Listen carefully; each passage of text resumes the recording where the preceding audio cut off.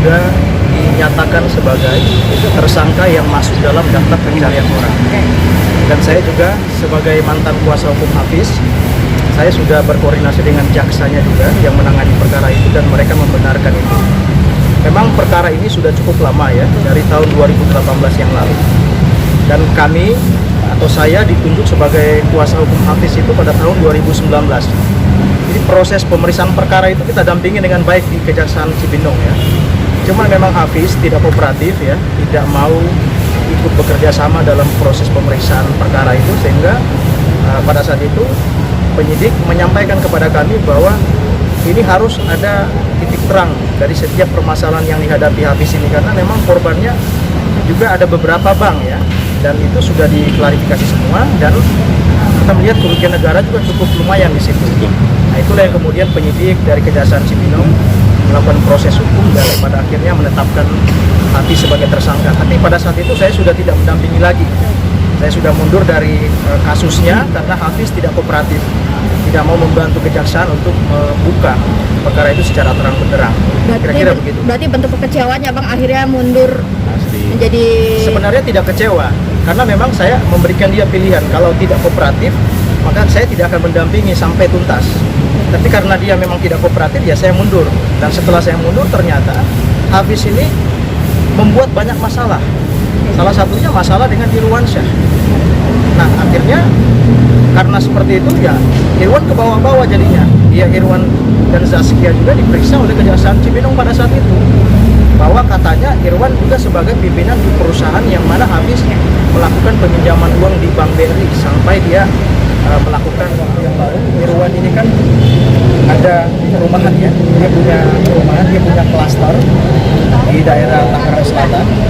Memang di dalam klaster itu dia bekerja sama dengan Hafiz pada saat itu ya. Tapi ternyata belakangan hari Hafiz tanpa sepengetahuan Irwan, dia mengambil sertifikat rumah itu kemudian diagunkan ke bank, yang mana proses agunan tersebut itu seolah-olah yang mengajukan adalah Irwansyah. Kenapa kita bisa tahu? Karena kita mendapatkan dokumen-dokumen itu dari banknya setelah bank mengirimkan tagihan-tagihan, dan kami merasa bahwa tagihan itu tidak benar karena Irwan tidak pernah mengajukan kredit. Akhirnya ditunjukkanlah dari pihak bank bahwa ini perjanjian kreditnya, ini permohonan kreditnya, dan segala macam sebagai syarat-syarat perbankan. Setelah kami pelajari satu persatu dari dokumen-dokumen itu, ternyata ada dokumen-dokumen yang ditandatangani seolah-olah tanda tangan Irwan atas nama Irwan, dan Irwan yang bertanda tangan. Ternyata Irwan tidak pernah bertanda tangan. Nah, belakangan hari kita ketahui ternyata ini dilakukan oleh Hafiz. Karena Irwan keberatan, tidak pernah mengajukan pinjaman ke bank, tapi ada surat tagihan dari bank, akhirnya Irwan memutuskan dan meminta saya untuk membuat laporan di Polres Jakarta Selatan. Dan kita laporkan pada saat itu Hafiz dengan pasal tentang pemalsuan surat. Dan akhirnya prosesnya berjalan. Nah, setelah prosesnya berjalan, ternyata di satu sisi ternyata justru yang mendesak ini bukan soal pidananya, tetapi yang justru mendesaknya adalah soal perdatanya. Karena Irwan didesak oleh bank untuk melunasi. Akhirnya karena Irwan terdesak secara keperdataan, akhirnya ya kita membuat perdata pihak banknya. Ya kan, rencana gugatan perdata pada saat kita akan lakukan.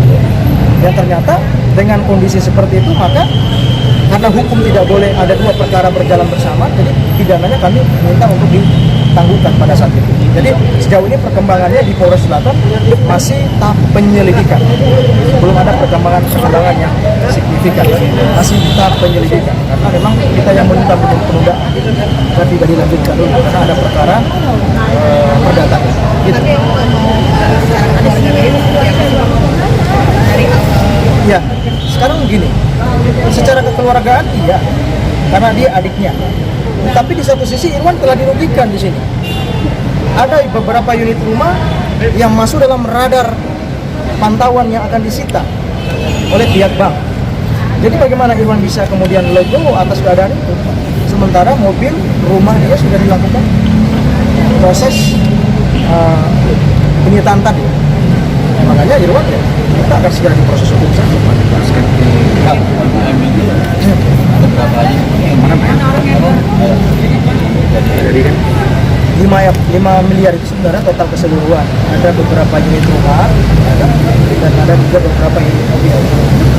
Jadi tidak hanya rumah yang dilakukan proses kredit tadi oleh tapi ada juga mobil yang diambil oleh Hafiz.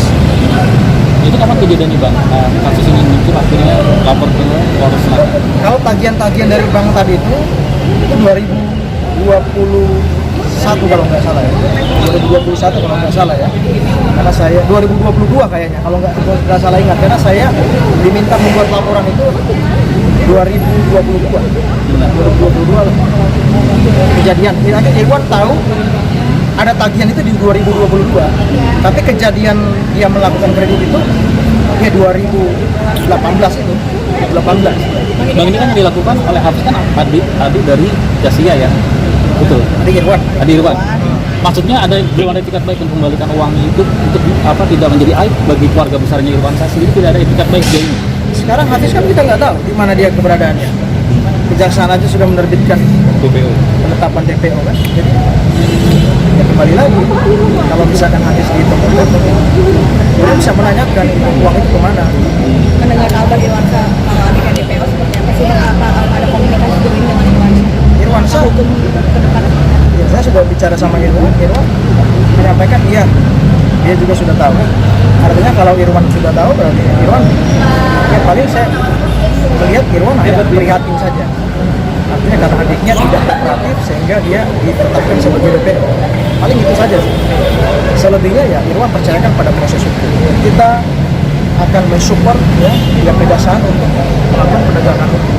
Tapi mungkin kasusnya sudah bergulir lama bang. Mungkin lama nggak sih proses hukum sampai sekarang aja jadi. Kalau prosesnya kan dari 2018 ya. Mulai pemeriksaan itu 2018. Cuman pada saat ini sudah ditetapkan DPO ya. Memang karena Hafiznya tidak datang, tidak bisa menghadiri. Kami bukannya sudah pernah abang cabut ya? Belum pernah saya cabut laporan terkait dengan Hafiz. Menunda iya, mencabut tidak pernah. Bang, ini kan udah lama ya, Hafiz juga saat ini sudah ditetapkan sebagai DPO ya. Nah itu memang dari awal kejadian tidak ada pertemuan atau gimana bang? Kan ingat keluarga bang, nggak ada jalin komunikasi atau seperti apa bang? Ya, seperti yang saya sampaikan tadi, terakhir Irwan bertemu Hafiz itu 2019. Tidak ada pertemuan lagi. Sampai hari ini Hafiz ditetapkan sebagai DPO. Irwan sudah berupaya juga membantu pihak kejaksaan untuk mencari Hafiz di mana, supaya dia tunduk proses hukum dan kooperatif terhadap proses hukum. Tapi apalah daya, Irwan tidak punya kompetensi untuk mendapatkan adiknya di mana. Yang punya kompetensi untuk melacak, mencari tahu dan seterusnya itu adalah pihak kejaksaan dan kepolisian. Keluarga Hafiz sendiri tidak tahu bang?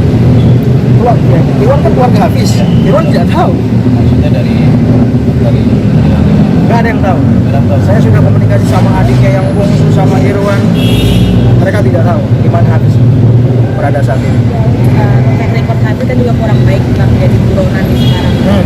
Kurang korupsi itu seperti apa? Ya kalau saya ditanya, ya begitulah konsekuensi daripada proses hukum. Ketika dia tidak kooperatif terhadap proses hukum, maka kepolisian akan menerbitkan penetapan DPO. Secara moral, ya mungkin dia merasa sudah tidak baik di mata orang kan. Moralnya rusak dengan dia ditetapkan sebagai DPO. Maka solusinya adalah dia harus hadir menghadap kejaksaan negeri Cibinong proses hukum supaya di perkara ini ada kepastian hukum baik kepada Hafiz maupun kepada kejaksaan. Irwansa sendiri bang mungkin ada pemanggilan lain nggak sih bang? Sejauh ini belum ada. Irwan belum dipanggil lagi di Kejaksaan Bogor setelah terakhir saya mendampingi beberapa bulan yang lalu. Tapi konsultasi awal Irwan mungkin sekedar apa? Ya konsultasi terkait dengan perkara-perkara yang di bank ya, terkait dengan tadi yang saya cerita Hafiz meminjam uang di bank atas nama Irwan. Sebatas itu yang kami diskusikan atau konsultasikan tentang langkah-langkah apa yang akan diambil. Bang, andai kata Hafiz sudah ketemu bang, bakal ketemu lagi Sama siapa? sama Ya Irwan namanya adik tetap lah ya. Tetapi kan yang menjadi pertanyaan sekarang Hafiz di mana? Kejaksaan saja tidak bisa temukan. Bagaimana dengan Irwan mau bisa temukan adiknya? Tapi kalau misalkan Hafiz ditangkap oleh kejaksaan, ya Irwan pasti akan bertemu sama adiknya. Dia akan menanyakan, itu uang kau pakai buat apa dan mengapa kau tega memasukkan tanda tangan saya. Paling itu aja. Sempat apa sih kekurangan ekonomi nggak sih, sulit ekonomi Irwan selama ada kasus ini? Saya nggak tahu saya soal itu. Oke, Bahwa komunikasi sendiri dengan Hafiz sejauh ini seperti apa?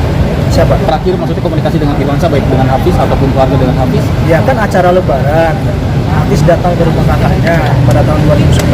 Nah situ selesai, tidak ada pertemuan lagi. Terakhir 2019 itu ya? Iya. Bang, ini kan terkait pemalsuan ya. Ini hanya tanda tangan atau sama dokumen yang mengingatkan?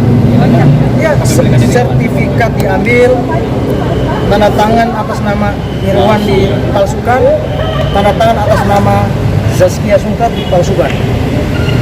Gitu.